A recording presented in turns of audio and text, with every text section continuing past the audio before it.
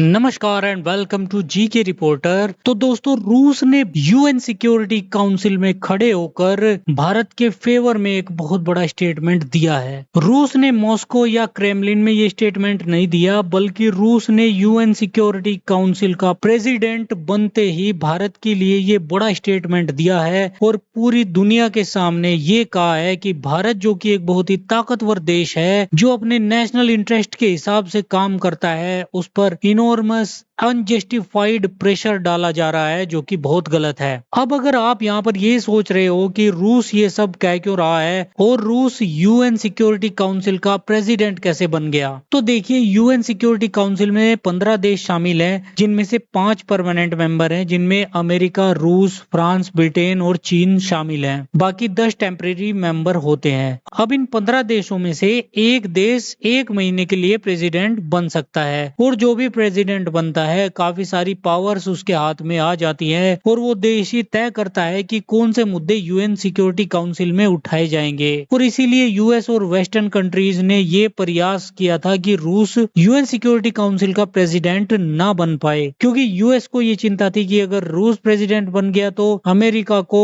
Israel और भारत के मुद्दे पर या फिर ऐसे ही कई और मुद्दों पर भी खूब सुनाएगा। लेकिन इनके करने से यहाँ पर हुआ कुछ नहीं, क्योंकि एक तो जुलाई में रूस का नंबर था यूएन सिक्योरिटी काउंसिल का प्रेसिडेंट बनने का, और चाइना की मदद से रूस ने यूएन सिक्योरिटी काउंसिल का जो प्रोसेस था उसको आराम से पूरा कर लिया। और प्रेसिडेंट बनते ही रूस ने इजराइल का मुद्दा उठाया, और उसके बाद भारत का, और तमाम उन वेस्टर्न कंट्रीज को कहा कि एक कंट्री पर बहुत ज्यादा गलत प्रेशर डाला जा रहा है, और वो है भारत। अब यहाँ पर अगर आप लोग सोच रहे हैं कि कौन सा प्रेशर भारत के ऊपर डाला जा रहा है, तो मैं आपको बता दूं, पिछले कुछ समय से यूएस की तरफ से पीएम मोदी की रूस विजिट को लेकर कुछ बयान दिए गए हैं, जिनमें काफी कुछ बोला गया है। और भारत में जो अमेरिकी राजदूत हैं एरिक गारसेती, इन्होंने एक बयान दिया था, आप अपनी स्क्रीन पर देखिए। इन्होंने कहा था कि no war is far away from India, कोई भी युद्ध भारत से दूर नहीं है। इन्होंने जब पीएम मोदी को व्लादिमीर पुतिन के गले लगते देखा, तो इन्होंने भारत पर ये बयान दिया, और भारत को डराने की कोशिश यहाँ पर की जा रही थी कि देखिए, आप ये मत सोचिए कि रूस और यूक्रेन के बीच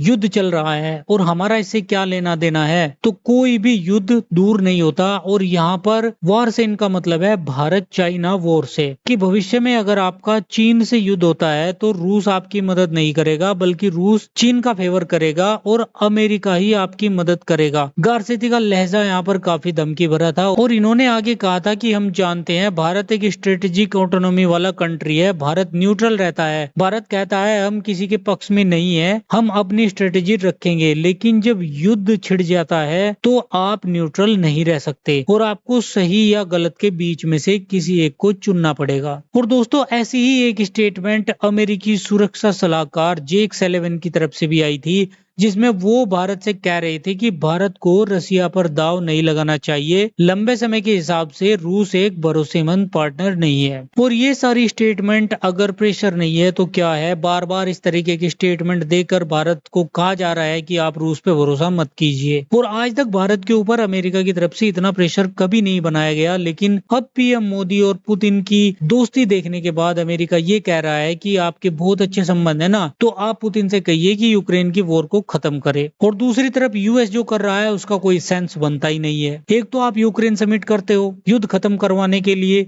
और उसमें यूक्रेन को बुलाते हो, और रूस को इसका इन्विटेशन ही नहीं दिया जाता है। अब आप लोग एक बात बताइए, युद्ध हो रहा है रूस और यूक्रेन के बीच, तो रूस से बिना बातचीत शांति समझौता कैसे हो सकता है? रूस और यूक्रेन की बातचीत होगी, कोई समझौता बनेगा, तभी तो युद्ध रुकेगा। वैसे आपका इस पर क्या मानना है, कमेंट करके जरूर बताइएगा। Thank you so much for watching video.